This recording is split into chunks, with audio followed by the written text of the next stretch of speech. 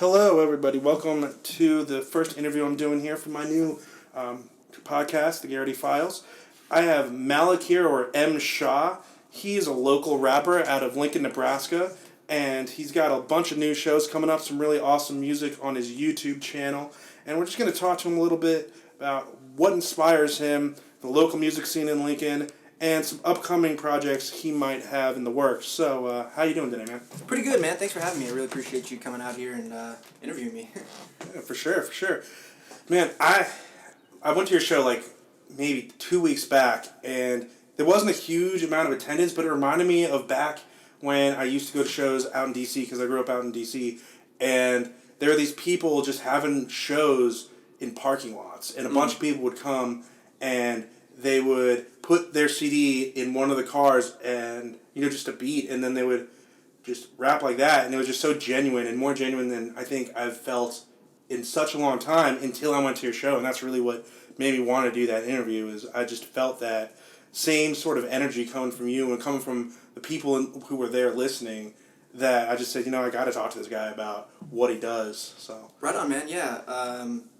That's kind of what I go for. I try to emulate that old school, like, raw feel that you really get from, like, that 90s hip-hop era type music.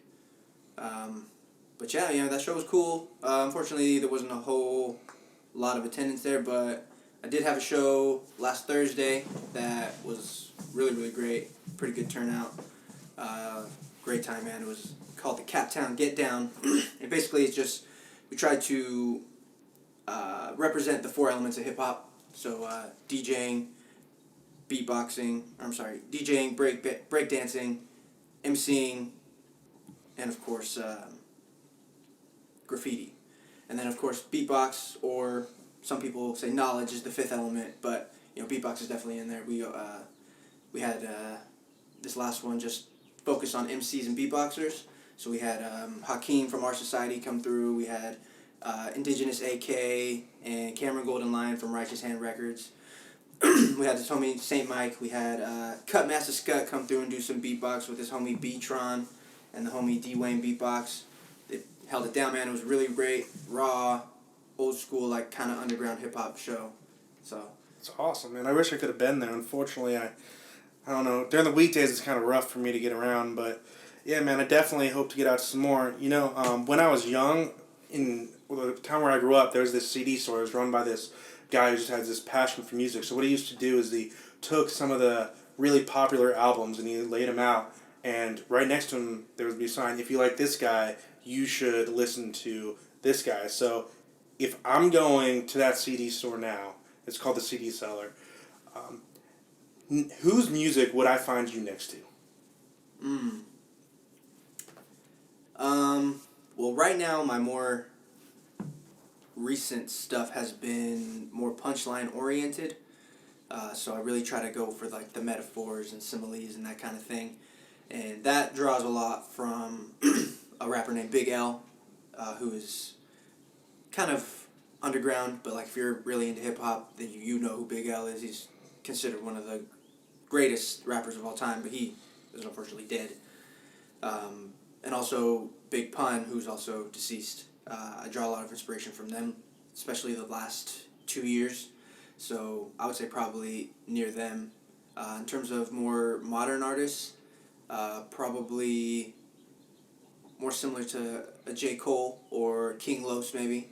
Somewhere in that kind of arena. Nice. I like that. So what about those artists inspired you? What, like in their lyrics and what they went through, how did you take that and turn it into your art and what you do? Basically, for me, it's all about what sounds cool and what sounds clever. So if you could come up and say something, like, basically, a lot of the best punchline rappers are jokesters. That's just kind of their personalities.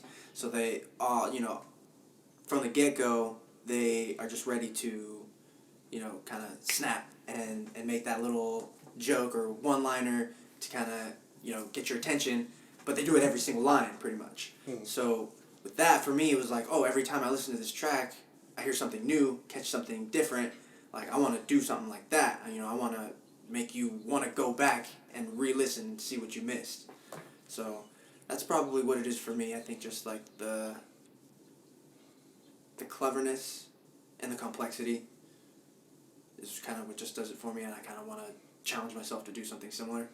Yeah, it seems like every time you put out something new, at least that I've heard, it's always almost, the lyrics are almost trying to one up the thing you did the last time. Yeah. And it really it's really kind of fun to hear how you've one upped yourself, how you decide to go about it, because it's not always in the most obvious ways, and that's what's really exciting. And Yeah. about all of, you and everyone you work with, because it seems like all of you guys are just, you're going about it in a different way than the obvious way, which is really cool. So how does your thought process work when you're trying to come up with those lyrics and trying to come up with everything on the track?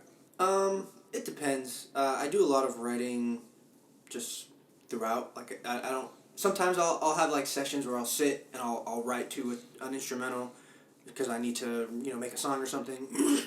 But a lot of the times I'll just I'll be walking around. I'll see something that'll be like, oh, I can make a joke about that, and then set it up for a punchline, and then kind of figure it out in my head like, oh, how could I turn this into a rap? And then kind of write it down, get my ideas, and then when I go to write, like, okay, I'll go through all these little random lines that I wrote and see what fits where, how to put these all together, and then kind of make the whole verse coherent. It's awesome. Yeah, no, that I can definitely see that. So you're, as I mentioned, underground. You're trying to get more well known. So back in the day, you had a CD, you took it around places. Now everyone, Still do that. You still do that. See, that's awesome. That's awesome because now everyone has these devices in their pocket that they can download anything. So what are the benefits of that? And then also, what do you find hard about living in that time, in this time? The benefits are that you can see immediate results almost sometimes. So like if I go to a show and I'm like, yo, if y'all fuck with me, go on your phone right now real quick, like my page on Facebook, and you can get a free CD. And then that way, I can go at the end of the night, I can be like, oh, cool, I got 5 new likes. That means I got 5 new fans. People are going to be following my page now. And so it's kind of like almost like an instant, hey, I know that I'm kind of making progress. But at the same time, with that ease,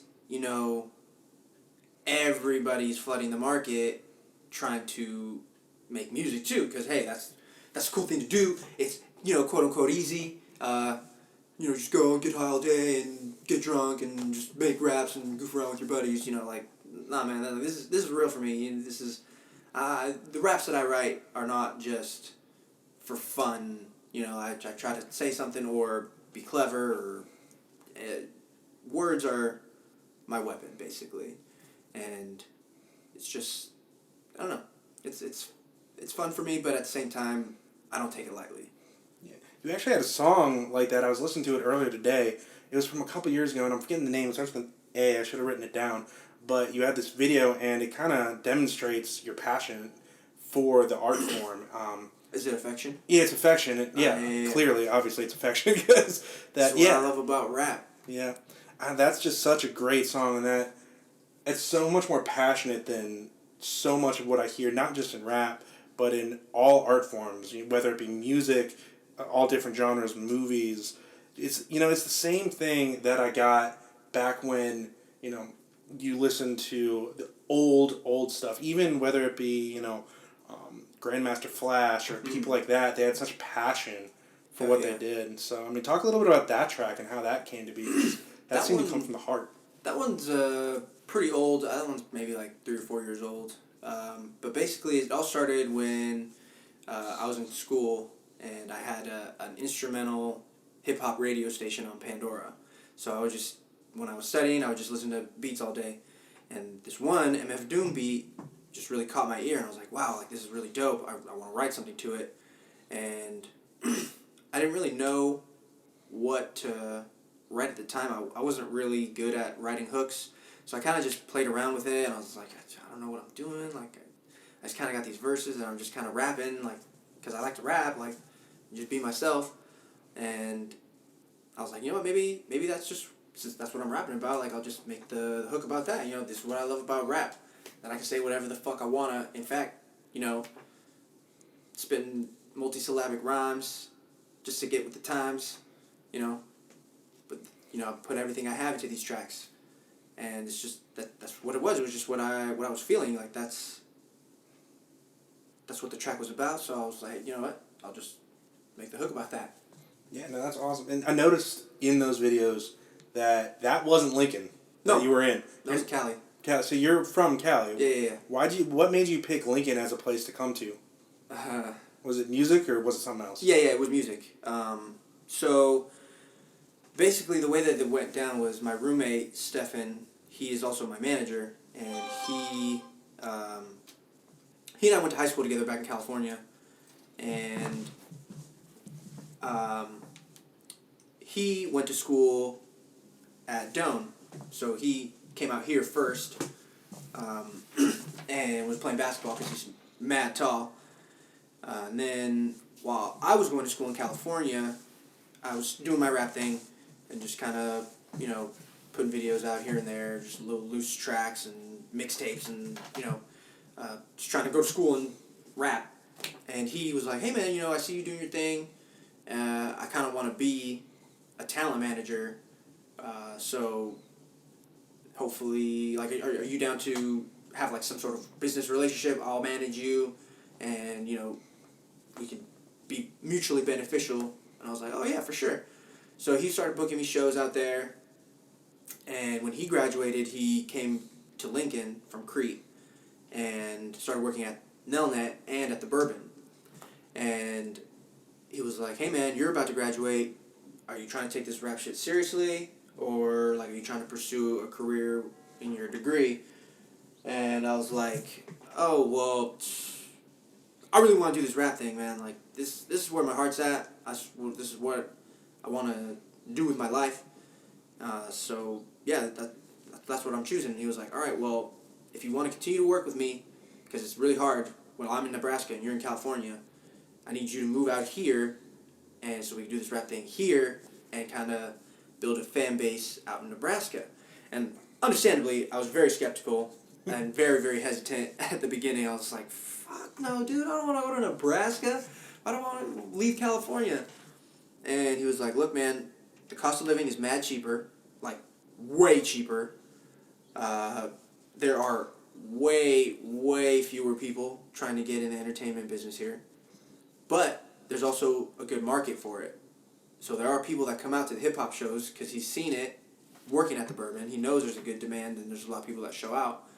But he's also seen the local talent. There's not a whole lot of people here who are like elite level MCs like he and I consider myself to be.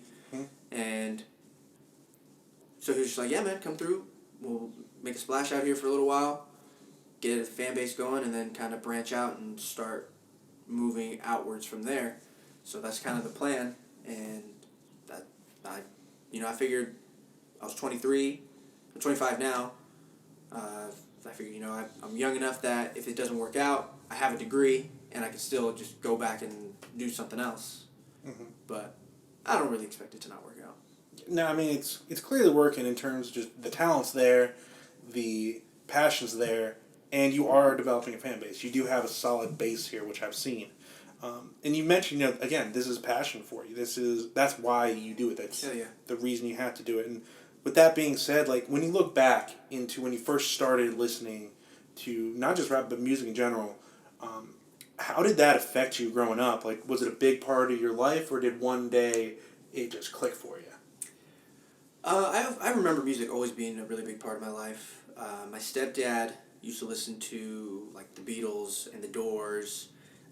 And that kind of music all the time. Like the Beatles were his favorite band. So when I was growing up, that's what I listened to until about like maybe middle school. And then I had homies who were like, "Yo, check this Eminem CD," or check this Snoop Dogg. And I was like, "Oh, okay, like this is pretty cool." And so around that time is when I kind of started really getting into hip hop, like 5th, 6th grade. And I remember the first time my mom caught me with a parental advisory CD. It was a burned copy of the Eminem Show. that I got from a buddy, and I was listening to it in my CD player, but my batteries died on the way to school, and I was like, dang, my batteries died, and my mom was like, oh, it's cool, like, you just put the CD in the car. And I was like, oh, no, it's cool, like, we don't have to do that. She was like, oh, no, just put it in there. And I was like, no, it's cool. And she was like, put it in there. And I was like, no, I don't want to put it in there. She was like, why, what is it? And I was like, I don't want to tell you. Just, let me see that CD. Eminem, you listening to Eminem? Who gave this to you? You know, I got in kind of trouble for that one, but yeah, like that just, I don't know what it was. It was either just the way that they were saying the words and just, like, I don't know. The Beatles were always, and have always been my favorite band. But when I just got into hip-hop, it was more like, I don't know, these people are really saying a whole lot more.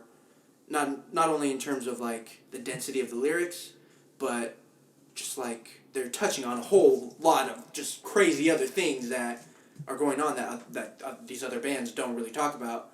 And to me, that was, I don't know, it just felt more real and something that I don't know, I just had an immediate connection with it, and you know, like I would, you know, learn the rhymes and rap along with the song, and then I kind of was like, you know what, I kind of want to mess around and write some of my own stuff. And my uncle, my stepdad's brother, he had a homie that was part of like a local rap group where I grew up, and he would always come to like our parties. So like my stepdad had a big Mexican family, so we'd always get together for holidays and stuff. And my uncle would always bring that homeboy. His name was Simon, and I knew he rapped, and I knew he was part of a rap group. And I started writing, and I was like, you know what, man? Like, you come to our parties all the time. Like, you're a pretty good family friend. I'm interested in doing some rap stuff. Like, can you help me out? Like, I know you probably got a studio and that kind of thing. And he was like, oh yeah, for sure, man, come through, whatever. And the first song I ever wrote was about my school, and it was, I went to a private school, and I was just kind of a shy kid, and so like I didn't have a whole lot of friends, and my school, since it was a private school, was almost entirely funded through the tuition that the students paid to go there, and we were doing really bad, and the school was going to shut down, and I was worried that I was going to have to go to like the way bigger public school. And so I kind of just like wrote my feelings about what the situation was and how I was dealing with it and that kind of thing. And the homie Simon found an instrumental that he just had lying around, and I went in there and laid it down and showed it to my friends, and they were like, oh dude, like that's super cool, like you should show the music teacher guy who puts on like a play every year, like an improv show. And he was like, oh, that's really good, like you should do it at the show. And I was like, oh, whoa dude, like slow down, like I'm not... Like, I just did this for funsies, like, I don't know about all that. And they convinced me to do it, and I did it, and it was super nerve-wracking, because I had never done anything like that. But that's just kind of where, like, I don't know, I got, like, this rush from doing it, that I was like, this is something that I want to be a part of my life. And then I didn't really take it, like, super serious, like, I want to do this for reals for the rest of my life as a career, until maybe 2 years into college, when Stefan started managing me, and I started opening for some pretty big acts, and I was like, you know what, like, fuck this school stuff, I don't want to do this, I'm going to do rap, or something music related, but I couldn't switch majors, and I couldn't, I couldn't switch majors to anything relevant to music, because I had too many credits in something that was just completely irrelevant to music, and I didn't want to just waste all that money that I had taken out on loans, so I was like, fuck it, I'll finish school, get my degree as like a plan B, just in case, and just kind of focus on this music thing. And then that's when Stefan kind of gave me that ultimatum after, like right before graduation. He was like, hey man, if you're serious, take this chance, move out here, see what's good, see if we can do this. So I did. Awesome. Yeah, man, that's really crazy. That's like such a unique story.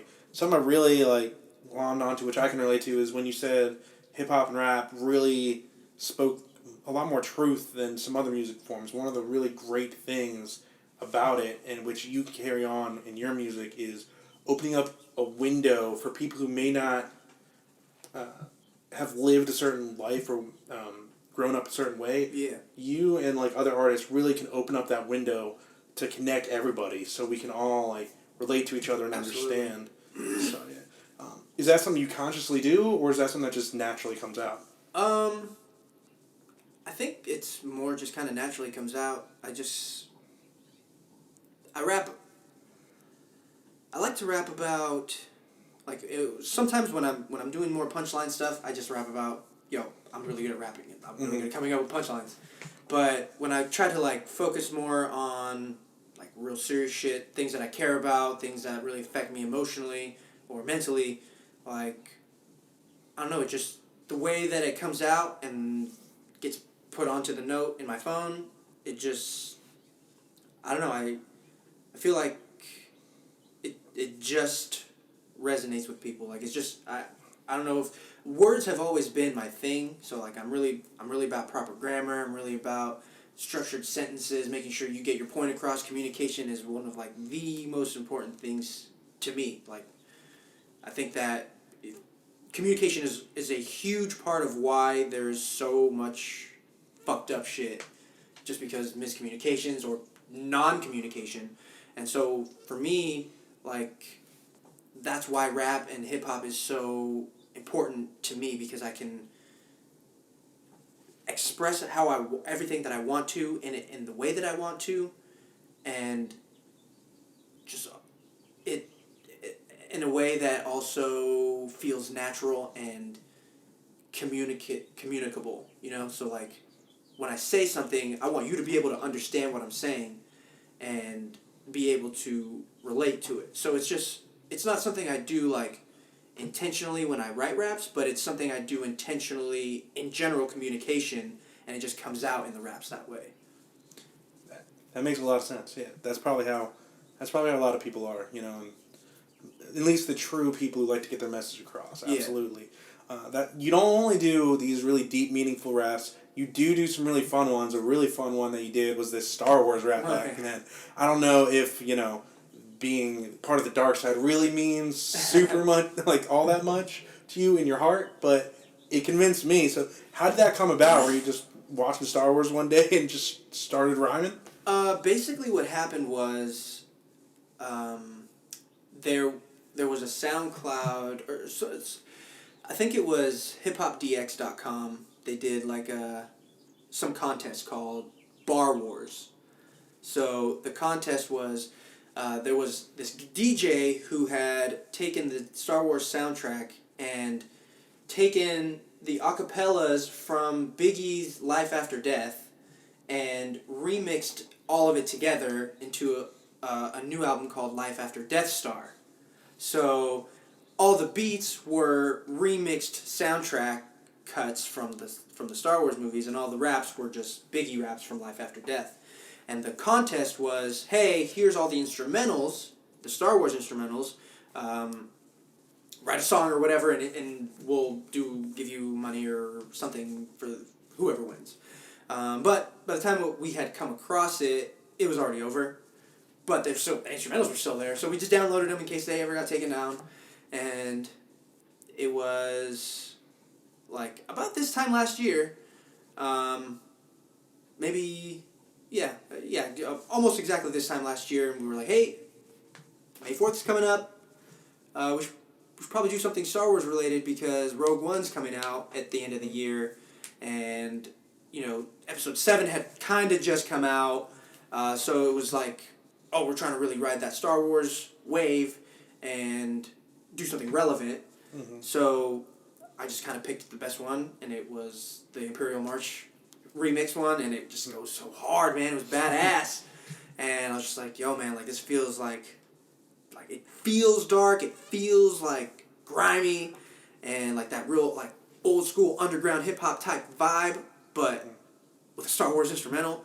And so we were like, yeah, let's do it. We'll film a little video in the basement and just throw it up on YouTube on May 4th, and just for fun. So we just did that, and it got a pretty good response. A lot of people that don't really like hip hop really like that track, because they can relate more to the Star Wars and like, the Star Wars references in the track. But yeah, like, I added all the little sound clips of Vader like breathing and saying like, your lack of faith disturbs me. So that was a fun one. Yeah, it's funny that people can relate more to like Star Wars than they can to real life. Yeah. You know, it's okay. It's okay. Another thing that you do that's really cool is you do these cover tracks for artists. You know, you did a Biggie one. Yeah. I think you did a Method Man one. Mm-hmm. So like, talk about that. What inspires you to do that? So I used to do that all the time because before I could get my own beats, I would just find like beats for popular songs because that's what the mixtape rappers would do. Mm-hmm. Like Lil Wayne and all those guys, they would just hop on whatever was popular at the time and just do their own version, and that's kind of how they got people to pay attention to them. And for me, when I was coming up, like in high school and like college and stuff, like I didn't really I was really picky when it came to beats, so I wasn't just gonna fuck around with any just random guy with a keyboard who's over here making beats, so I would just find beats from popular artists that I liked, and I would just rap over those. And then I kind of started trying to get away from that when I started doing shows, because then I was like, oh man, like all these people are gonna be coming out here to hear me rap, but they're gonna be like, oh, why is he rapping over so and so's instrumental, all this stuff. So I was like, all right, kind of tried to gravitate more to like YouTube producers, SoundCloud producers that kind of just put their own shit up and let people download them. But more recently, it's just been those specifically the Method Man and the Biggie ones were just like, I don't know, I was just listening to those songs and I was really into them at the time, and I was like, man, really feeling these instrumentals, like fuck it, like let me just spaz on these for a quick verse or two, and if they're hot, then we could put them on a project that's just kind of like little, hey, little covers. But yeah, those were really fun too. Made videos for both of them. They turned out pretty well, I think. I got some pretty good reception on those. So yeah, that was just kind of really feeling them. Hey, let's just have some fun. Fuck it. Absolutely, no, that's awesome. That's really cool. You also do a lot of collaborations with other artists around the area. How did that come about, and what's your relationship like with those people? So basically, when I moved here, that was my only way to break into the scene. Since my manager worked at the Bourbon, I could get into the shows for free as his guest. So whenever there was a hip-hop show, I would always go out. I would go early. I would get there when the show started, like to get there and watch the openers. I would go holler at them after their set, can just kind of, shake hands. And every time that I would go out, sometimes it would be the same dudes. Oh, hey, I remember you from last show. Cool, perfect, that's exactly what I want. And then being able to work with these dudes, not only do I get to meet the dudes that they work with and the people they roll with, but also, it's mutually beneficial, because if I do music with them, their fans can hear me, and I obviously am going to promote it to my people, because hey, you got new music from me with this other homeboy, go check this out, so then all my people will go and be exposed to this other person, and so on and so forth. So it just kind of helps to expand and build and really kind of get your name out there and build relationships with people and get on good terms and, that kind of thing. So there's a lot of rappers here that I'm really cool with. We hang out or, work on music together all the time or do shows and see them all around town all the time. Some other dudes are not so much down, which is fine. They're doing their thing. That's cool. But yeah, I think it's really conducive to the music scene to be on good terms and have good relationships with the other artists, because they're all working towards the same thing.